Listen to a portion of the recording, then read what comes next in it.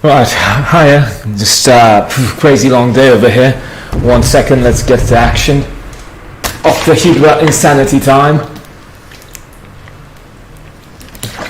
Yeah. I remember I made a promise to upgrade the stream quality. Right, so question number 1 for today. Where do I get the 5 lessons for the free trial? Well, you basically got the 5-day intensive. It's in the links, right? And then you opt in and you'll get them by email with the email you registered with, right? You get like 5 lessons every day, a workbook. I think you also have like a bonus 6th lesson something. I think if I remember it's constructed perspective. But regardless, let's get back to these Octahedra. Damn, I'm completely smashed today. Which isn't, anything new, it's just the same as before, right? The software not working is something new. 1 second. Right, so what is an octahedron?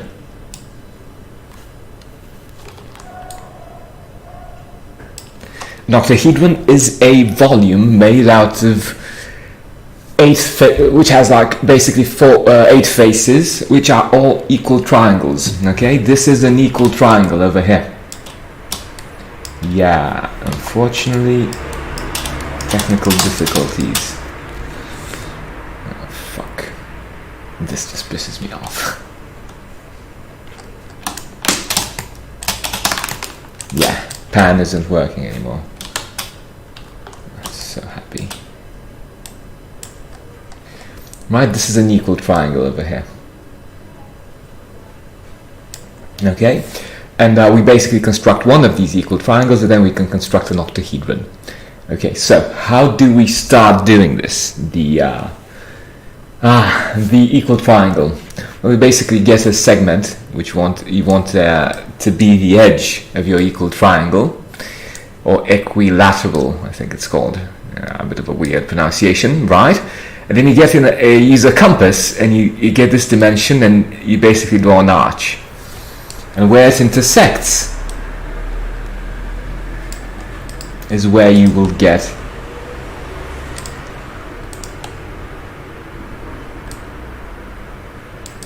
sorry, just a software malfunction over here. My bad. Well, it's not literally my bad, but it's, you have to compensate for things going wrong. Sometimes I forget to do that, right? So again, recap. How are we going to draw an equal triangle? Edge, height from the middle, right? You measure it, divide it in 2. Vertical line, that would be the height. And you intersect that with an arch as long as the initial edge. And that's how you get a triangle. Okay, so this is the length of our edge. Let's say L for length, right? We are going to draw this octahedron in the first position. So it's going to have like an edge, right?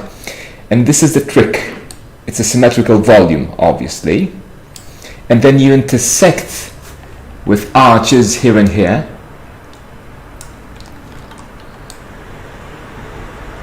Oh, come on. Arch and arch. Such a prick.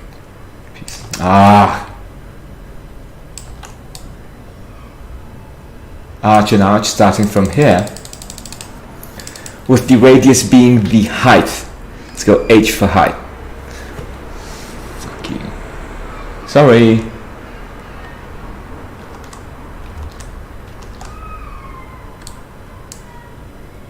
H for height. Right, and you get that. Right, intersecting arches, boom, you got the side edges. Right? Why are we doing this? Because this is the first mistake people make when drawing octahedra. They just imagine that this part here is going to be the edge, the length of the edge, and not the height. Right? Well, because the side faces are equilateral triangles. Okay, so this is going to be a triangle. It's not going to be a basically an edge. Okay, you see it here. In planar view.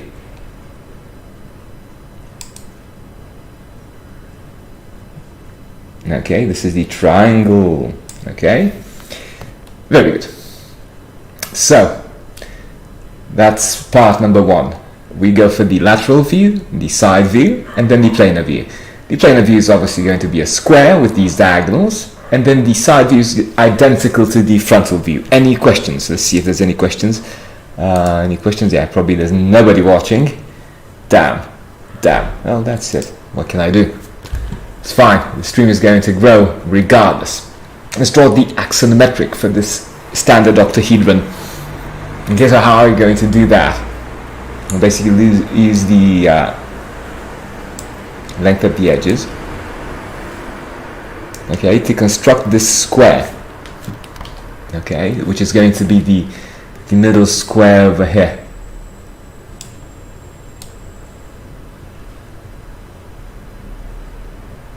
Okay, then height, right, the height, you can copy it and go up and down. And then you basically connect everything up. Connect the tips over here, right, with the 4 points. And that's how you get all the 8 faces. That's our volume, basically. But we need to still draw the cast shadow for the volume. The 60 degrees and a horizontal, starting from the middle, right? But then there's a trick. And the trick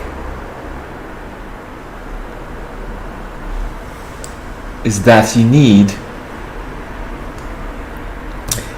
to basically bring this basically this cast shadow is going to be the square from here, right? Think about it. This is kind of like the sphere cast shadow. So the largest ellipse from a sphere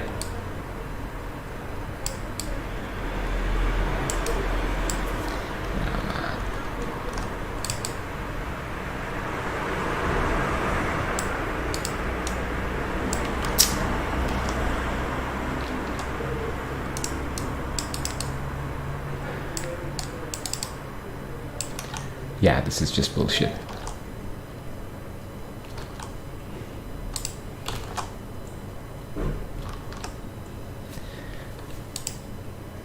Well, me going ape shit over this stuff isn't going to help anybody, so I will refrain from doing that. What the fuck is this? Just bullshit. Right, so a sphere. Right, and this is this is off. Let's go for it again.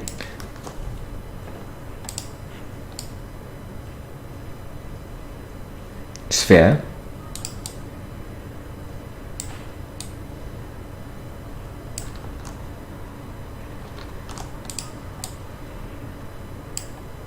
You remember it's got the main ellipse.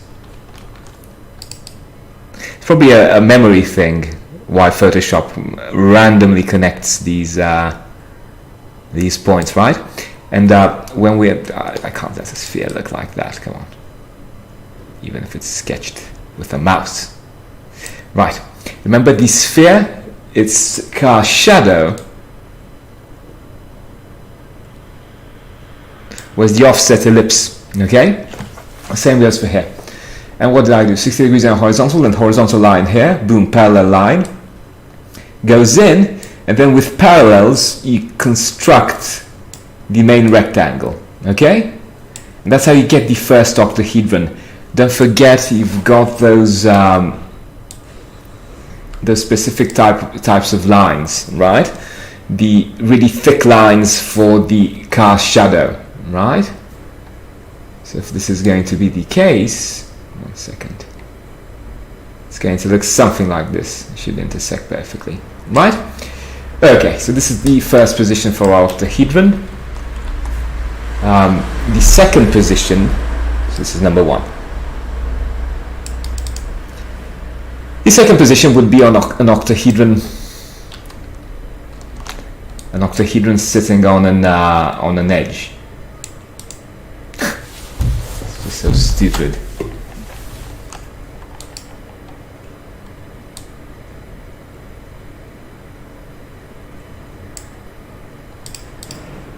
Yeah, I need to move a bit slower then. This is the next, right?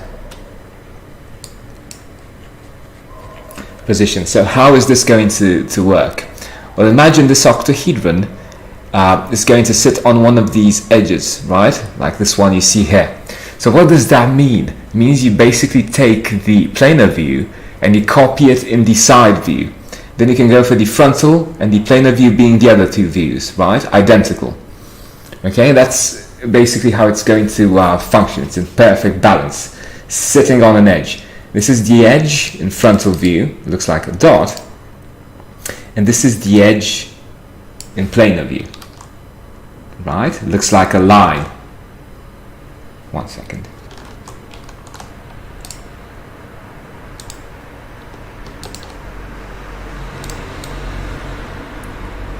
Okay, something like this, right?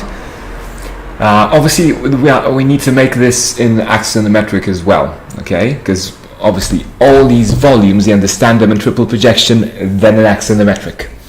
For axonometric, it's really simple. Again, we draw the base, which is going to be a vertical standing square. Diagonals, you take the height, you copy it. In this case, it's going to be more of a length. It's exactly the same one from over here, just that it goes perpendicular on both sides this way, right? And then we connect those edges. We copy the dimensions. Boom, we draw a line, we copy the dimensions, and then we connect those tips with the 4 points on each side, right? And we get our 8 faces. Very good. But what about the cast shadows again? Well, we are going to have a cast shadow of, let's say, the extremities of this, right? So obviously, there's going to be a cast shadow for the vertical square.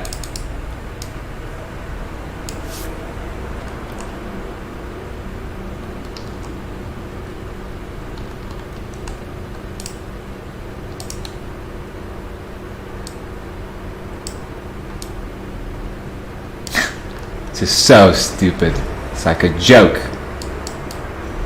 That's why you can't count on software. You need to know how to draw. Because software is always going to mess things up eventually. Because it's just made to do repetitive tasks. Regardless, right? We've got these are going to be the heights, right? And then you can do the same for the extremities, which are going to be this point and this point.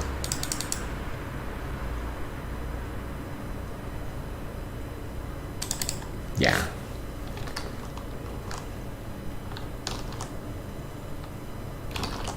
Need to spend half an hour on doing stuff. That's stupid. Stupid. Right? And what's the logic? Well, this is the extremity. It should go to this point because this is the basically again the extremity in this case, right? From this to this. Then it goes back to this, okay? Then it goes back to this, and then back to this edge here, right? This is going to be the cast shadow for the second position. Let's have a look at the third position. Apparently I don't have any panning tool. Photoshop just decided to cut off the pan tool, right? Which is fine. This is going to be the third position, which is a cube, sorry, an octahedron, sitting on a spatial, on a tip, sorry again, but then it's rotated at 45 degrees. So how are we going to draw this? Well, it's simple. Again, we've got the first position. Let's rotate the first position at 45 degrees.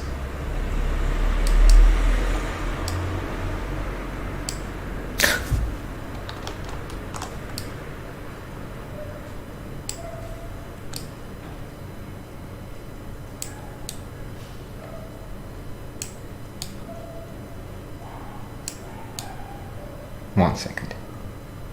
Really slowly. Right, 45 degrees, you've got a triangle for that. And then the height, you can copy it from the first position, right? I don't know if these are identical. They might be. To be honest, I never bothered thinking about that. I just know, the logic. I drew it. Now let's go for the axonometric. The axonometric is very interesting. By the way, is there any questions for this, for the octahedra? Right, no questions? Right, very good. So, what's the the third position axonometric going to look like? Well, you are going to draw the square in which this rotated octahedron fits. Okay, that's the gist of it. Because remember, in axonometric, all the time you are going to just be able to count on edges which are parallel to the coordinate system, parallel or perpendicular to the coordinate system. And these edges aren't, because they're like at weird angles. So let's just draw this square from here. We'll draw it in axonometric, okay? Connect the tips, diagonals, then heights, and again, connect everything up. This is how we are going to get the, basically the octahedron rotated. It's an optical illusion. This 45-degree rotated square looks like a rectangle in axonometric, okay? And again, you copy the height from here, copy it for 60 degrees down horizontal, and you get this rectangle. It's basically the same logic as before. It's like imagine the volume. As a tip for technical drawing, you always need to understand these volumes like they would be in front of you, right? So imagine this rectangle here. This is the widest area of our volumes. This tip, if you project its shadow, it falls inside the rectangle, which means it's basically not going to show. Okay, right, that's position number 3, and let's go for position number 4, which is the trickiest one. Not really, but you need to understand it. Okay, and understanding it like gets your brain like to basically see things in a different way. Okay, so how is this going to work? It's going to sit on a face. Okay, so imagine this this octahedron is going to sit on a face. The drawing my student made is wrong. Well, it happens, what can you do? Imagine. So let's do an exercise of imagining, okay? If this octahedron sits on a face, like this, then you need to see it. You need to see an equal triangle, okay? And this is the problem with the drawing from over here. There's no equal triangle. The dashed triangle would have been the equal triangle. Okay, we're just going to draw that equal triangle. Okay, very good. And then obviously there's going to be tricks, because there's always there are always tricks out there. So you got this segment from here, right? The equal triangle. Okay, what are we going to do now? Well, take this equal triangle and draw an arch, and then take another arch with the length of the edge. 1 second.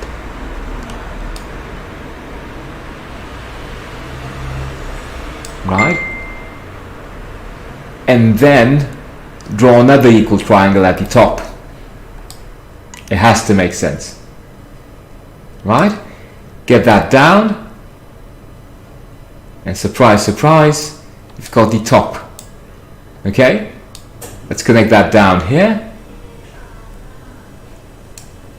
and this is our volume.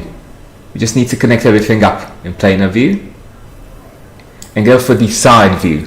Don't forget, the side projection, the side view, you look at your drawing this way, right? So it means you're going to see the first face, which goes up basically. Yeah, this descriptive geometry has its own logic. It's got like you understand it, you feel it, right? It's not 100% rational. It's common sense as well. You've got one edge going up, one face going up, the other one goes down. Right, it's with dashed lines. I'll just do it with blue. Right?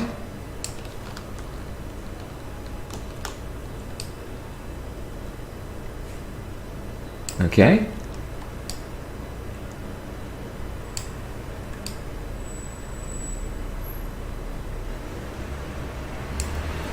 Boom. And this is your octahedron. Let's draw it in an axonometric right now. Unfortunately, this is wrong, because this, the base isn't an equal triangle. Let's have a look at another. This one. Perfect. Right, so how are you going to draw this? You see, both lines are parallel. Inclined lines. This doesn't look... No. This doesn't look equal either. It's like shorter. Damn. This is wrong as well.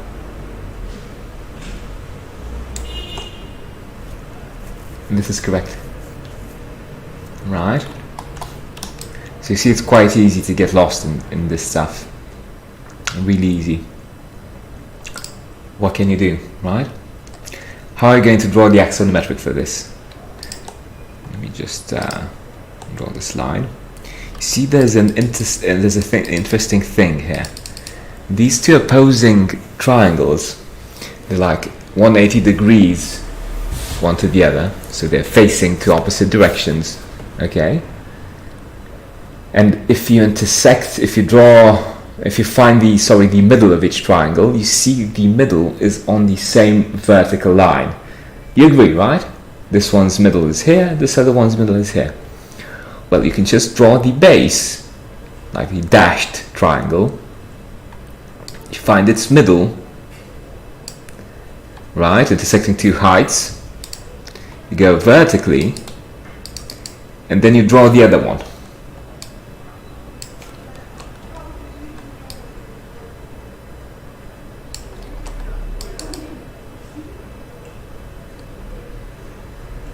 Okay, this is the hack. You can go point by point, but that's going to just be very complicated. So you have the two opposing triangles, and what do you do now? You connect them.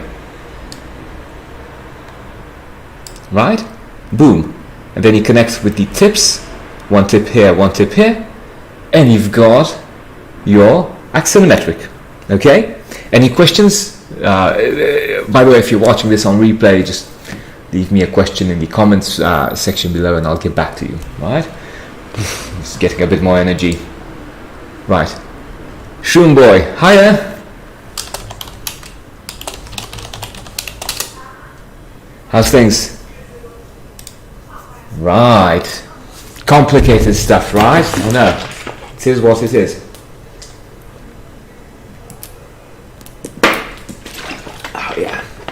Sorry, quick sip of Diet Coke. Just a crazy day today. Right. Two opposing facing triangles, connecting them up, right? Getting all 8 faces. There's a bit of an optical illusion here. You can see like this little triangle here might overlap on the edge. This is a thing with axonometrics. You always have optical illusions, but that's fine, okay? That's what it's supposed to be. Right? Don't get bogged down in details. Like most students are just intimidated by stuff like this. This is descriptive geometry, okay? Boom. Right, vertical from here. Let's go for the cast shadows and we can wrap this octahedron up, right? We can say it's done. 60 degrees in a horizontal. Boom. This point here, you could construct the tips cast shadow as well, and depending, it might show like this little triangle here, or it might not, depending. I would construct it just to find out, right? You've got this tip here, boom, you connect it here, and then goes back up, okay? Then the other one goes in,